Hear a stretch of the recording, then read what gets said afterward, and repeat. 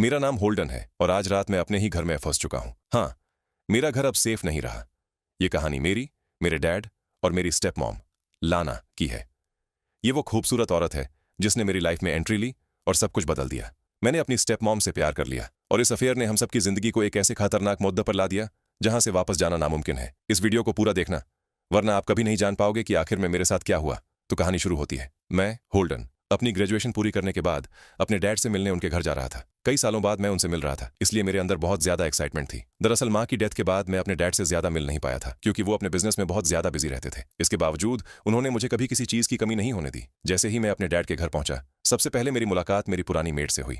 बचपन में वो मेरी देखभाल किया करती थी। उसने मुझसे कहा कि तुम्हारे डैड ने तुम्हारे लिए एक सरप्राइज प्लान किया है और वो ऊपर रूम में तुम्हारा वेट कर रहे हैं। मैं भागा भागा ऊपर डैड के रूम में गया, पर वो वहां नहीं थे। मुझे लगा कि शायद वो बाथरूम में होंगे। मैंने दरवाजा खोला और मेरी आंखें खुली की खुली रह गईं। मैंने देखा कि मेरे ही एज ग्रुप की एक लड़की अंदर नहा रही थी। उसी वक्त मेरे डैड, उनका नाम स्टेफन है, बाहर से जॉगिंग करके वापस आ गए। मुझे देखकर वो बहुत खुश हुए। मेरा हालचाल पूछने के बाद उन्होंने मुझे अपनी नई वाइफ लाना से मिलवाया, जो अब मेरी स्टेप मॉम थी। मैं थोड़ा शॉक था। मैंने डैड से पूछा, आपने दूसरी शादी कर ली और मुझे बताया तक नहीं। इस पर डैड ने कहा कि मैं तुम्हें सरप्राइज देना चाहता था। शाम को डैड मुझे और लाना को एक ऑक्शन में ले गए। वहां डैड ने लाना के लिए बहुत महंगा हार खरीदा। ऑक्शन में लाना ने मुझसे मेरी गर्लफ्रेंड के बारे में पूछा, तो मैंने कहा कि अभी मेरी कोई गर्लफ्रेंड नहीं है। तब लाना ने मुझे अपनी एक फ्रेंड निकोल से मिलवाया। इसके बाद मैंने नोटिस किया कि लाना डैड के लॉयर हैरी के साथ खूब मस्ती कर रही थी। लाना को हैरी के साथ मस्ती करते देख डैड को जलन महसूस हुई, क्योंकि उन्हें डर था कि कहीं लाना उन्हें छोड़कर किसी और के साथ न भाग जाए। इसी बात को लेकर जब हम घर लौटे तो डैड ने मेरे सामने ही लाना के साथ बहस करना शुरू कर दिया। लाना ने डैड से कहा कि जैसा आप सोच रहे हो वैसा कुछ भी नहीं है, मैं सिर्फ हैरी से बात कर रही थी। अगले दिन लाना गार्डन में पौधों को पानी दे रही थी। मैं उसके पास गया और पिछली रात जो हुआ उसके बारे में उससे बात करने की कोशिश की। लाना ने कहा, यह सब तो होता रहता है, तुम टेंशन मत लो। एक दिन डैड ने मुझे अपनी फेवरेट कार दिखाई। साथ ही उन्होंने मुझे वार्निंग भी दी कि मैं उस कार को टच भी ना करूं। उन्हें जरा भी पसंद नहीं था कि कोई उनकी कार को हाथ लगाए। मेरे डैड मेरे साथ टाइम स्पेंड करना तो चाहते थे, पर काम के चलते वो कभी टाइम निकाल ही नहीं पाते थे। दूसरी तरफ मैं और लाना घर में अकेले रहकर बोर हो रहे थे, इसलिए हम दोनों ने कहीं बाहर हैंग आउट करने का प्लान बनाया। लाना ने गैराज से डैड की वही फेवरेट कार निकाली जिसे छूने से भी उन्होंने मुझे मना किया था। मैं डर गया, पर लाना के कहने पर मैं उस कार को ड्राइव करने के लिए मान गया। हम दोनों एक बार में पहुंचे, पर वह बार उस दिन बंद थी। ये बार लाना के एक अच्छे दोस्त की थी और लाना को उस बार की चाबी के बारे में पता था। हम दोनों ने बार खोली और अंदर घुस गए। हमने खूब ड्रिंक की और साथ साथ हंसी मजाक भी किया। ऐसा करते करते हम दोनों एक दूसरे के काफी करीब आ गए। एक किस्से शुरू हुई हमारी कहानी बहुत आगे बढ़ गई। बार के टेबल पर चढ़कर हम दोनों ने सारी हदें पार कर दी। मुझे पता था कि मैं एक बहुत खतरनाक गलती कर रहा हूं, लेकिन मैं रुक नहीं पाया। रात को जब हम घर पहुंचे तो डैड ने कार ले जाने के लिए लाना को बहुत डांटा। मैं यह सब अपने कमरे से सुन रहा था। अगली सुबह जब लाना ब्रेकफास्ट कर रही थी तब मैंने उसकी कलाई पर चोट के निशान देखे।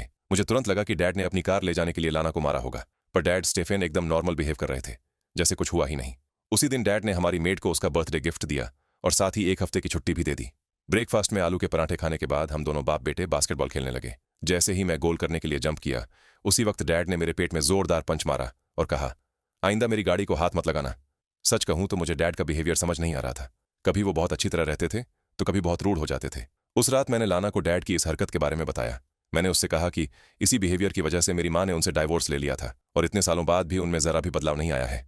लाना उस दिन बार में जो हुआ था उसी बात को लेकर गिल्टी फील कर रही थी। उसने मुझसे कहा कि उस दिन हमारे बीच जो हुआ उसे हमें भूलना होगा, पर मैं इस खेल को अब आगे बढ़ाना चाहता था। मैं अब लाना को अपनी लाइफ से जाने नहीं दे सकता था। मैंने लाना को किस करना शुरू कर दिया और फिर उसकी पिच पर बैटिंग भी की। आप इसका मतलब समझ ही गए होंगे। फर्स्ट राउंड के बाद लाना फ्रेश होने बाथरूम में गई। उसी वक्त डैड लाना को ढूंढते हुए मेरे कमरे में आ गए। डैड ने लाना को वहां न देखकर मुझे सुबह बास्केटबॉल वाली बात के लिए माफी मांगने के लिए वापस मेरे कमरे में आ गए। माफी मांगने के बाद डैड वहां से चले गए, पर मुझे शक था कि वो दरवाजे के बाहर ही हैं। इसलिए मैंने दरवाजा खोलकर चेक किया। रास्ता खाली देखते ही लाना चुपचाप वहां से निकल गईं। उनके जाने के बाद मेरी जान में जान आई। अब मैं और लाना जब भी घर में अकेले होते तब एक राउंड जरूर लगाते।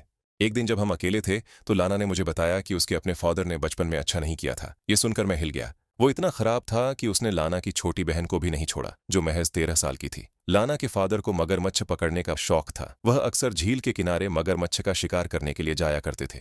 लाना ने मुझसे कहा कि एक दिन उसने अपने फादर के पानी में नींद की दवाई मिला दी, जिसे पीने के बाद वो बोट पर ही सो गए। उसी दौरान वो झील में गिर गए और मगरमच्छ ने उन्हें खा लिया, जिसके बाद पुलिस को ढूंढने पर भी उनकी लाश नहीं मिली। उसी रात निकोल मेरे घर पर डिनर के लिए आई। दोस्तों, निकोल वही है जिसको लाना ने ऑक्शन में मुझसे मिलवाया था। निकोल और मैं एक दूसरे को डेट कर रहे थे और इस बात से लाना को काफी जलन हो रही थी। मैं आर्किटेक्ट बनने की तैयारी कर रहा था, पर डिनर पर डैड ने मुझे सबके सामने बेइज्जत किया। डैड ने कहा, आर्किटेक्ट बनकर तुम कुछ नहीं कर पाओगे। ये छोटा मोटा काम करना बंद करो, मेरे साथ चलकर बिजनेस संभालो, ताकि जब तक तुम मेरी उम्र के होगे तब तक तुम्हारे पास पैसों की कमी नहीं होगी। निकोल के सामने बेइज्जती की वजह से मुझे डैड के ऊपर बहुत गुस्सा आया, पर मैं किसी तरह अपने आप को संभालता रहा। कुछ देर बाद डैड और लाना दोनों बाहर चले गए। अगले दिन लाना ने मुझसे पिछली रात के बारे में पूछा। मैंने कहा कि हमारे दोनों के बीच में कुछ भी नहीं हुआ था, हमने बस एक मूवी देखी, फिर मैं उसे उसके घर ड्रॉप करने चला गया। मैंने लाना से कहा कि अब मेरा यहां दम घुटने लगा है, क्योंकि मेरा बाप मेरी लाइफ को कंट्रोल करना चाहता है। उसने मुझसे कहा, अगर तुम यहां से चले गए तो मेरा क्या होगा? और इतना कहते ही हम दोनों के बीच रंगारंग कार्यक्रम शुरू हो जाता है।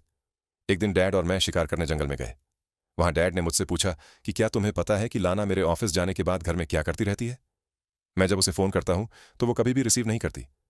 मेरे हाथों में उस वक्त राइफल थी। मैं चाहता तो उसी वक्त अपने पिता का काम तमाम कर सकता था, पर मुझ में इतना साहस नहीं था कि मैं राइफल के ट्रिगर को दबा पाता। मुझे एहसास हुआ कि डैड को लाना पर शक हो गया था। उन्हें लग रहा था कि लाना उन्हें चीट कर रही है। इसी वजह से मैंने लाना को मिलने के लिए एक होटल में बुलाया। मैंने उससे कहा कि मेरे फादर को तुम पर शक हो गया है, पर उन्हें यह पता नहीं है कि तुम मेरे साथ सो रही हो। पर आज नहीं तो कल उन्हें यह बात पता चल ही जाएगी। इससे पहले कि उन्हें कुछ पता चले, मैं आज रात को ही वापस लौट जाऊंगा।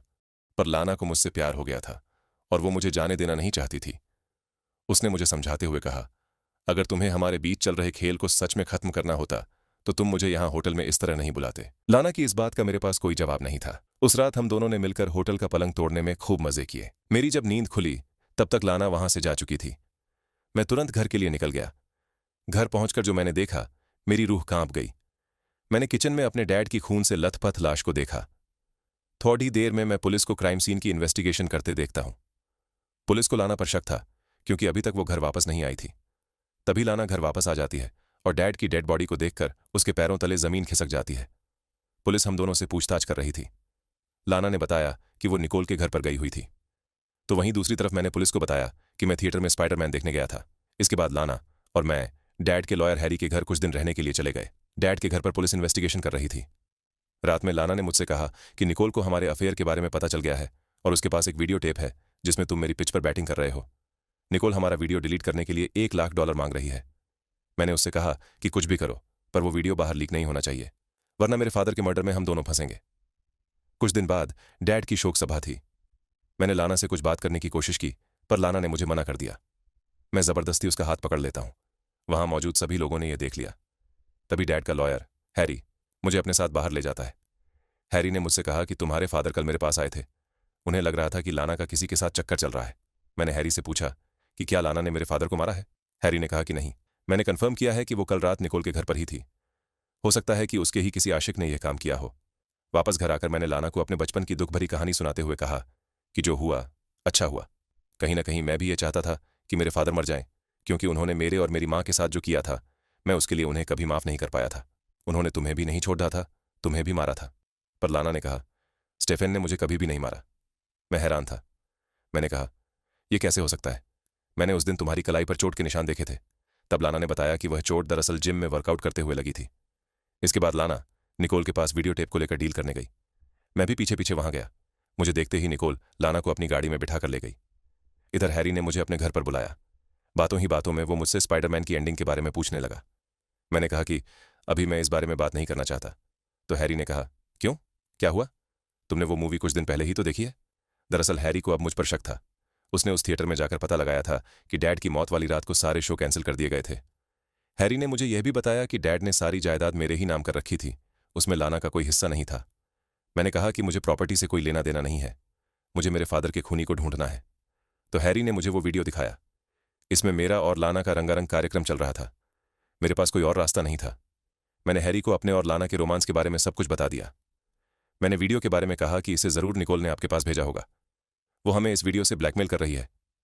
हैरी ने कहा कि अगर उसे ब्लैकमेल ही करना होता तो वो मुझे वीडियो क्यों भेजती? इसका मतलब यह है कि कोई तुम्हें फंसाना चाहता है।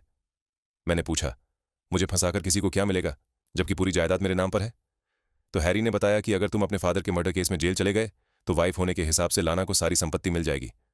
इसका मतलब हो सकता है कि लाना किसी साथी के साथ मिलकर तुम्हें फंसाने की कोशिश कर रही हो। जाते जाते हैरी ने मुझसे कहा कि तुम लाना से इस बारे में कुछ भी मत कहना। मैं आज नहीं तो कल सच्चाई पता जरूर लगा लूंगा। रात को लाना पैसों का इंतजाम करके निकोल के पास जाने के लिए रेडी हो रही थी।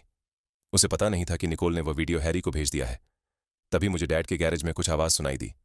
मैं जब चेक करने अंदर गया तो मुझे वहां एक सुसाइड नोट मिला जिसमें मैंने अपने फादर को मारने के बारे में कन्फेस किया हुआ था। मुझे लगा कि कोई मुझे भी मारने वाला है। तभी मैंने किसी के आने की आहट सुनी। मैं कोने में जाकर छुप गया। मैंने देखा कि लाना वहां आई है और वह मेरी तरफ गोली चलाने लगी। मैंने तुरंत उसे पकड़ लिया और कहा कि मेरी समझ में सब कुछ आ गया है। तुमने ही मेरे फादर को मारा है और मर्डर केस में मुझे फंसाकर सारी संपत्ति हड़पना चाहती हो। तब लाना ने कहा कि तुम ये सब क्या बोल रहे हो। मुझे लगा कि कोई चोर घुस आया है या फिर जिसने डैड की हत्या की, इसीलिए मैं सेल्फ डिफेंस में गोली चला रही थी। इसके बाद मैं सीधा हैरी के पास गया और उसे सब कहानी सुनाई। इसके बाद हम दोनों पुलिस के पास जाकर सब कुछ बता देते हैं, पर पुलिस वाले मुझे ही अरेस्ट कर लेते हैं क्योंकि लाना कहीं गायब हो गई थी और उसका कहीं कोई अता पता नहीं था। कुछ देर बाद पुलिस को एयरपोर्ट के सिक्योरिटी टेप से पता चला कि लाना प्लेन पकड़कर शहर के बाहर चली गई है। तब निकोल कुछ बताने के लिए पुलिस के पास आई। उसने बताया कि वो और लाना लेस्बियन है और एक दूसरे से प्यार करती है। उसने कहा कि लाना ने ही मेरी मुलाकात होल्डन से करवाई थी। उसने मुझसे वीडियो बनाने के लिए कहा था ताकि वो उसके बदले होल्डन को पैसों के लिए ब्लैकमेल कर सके।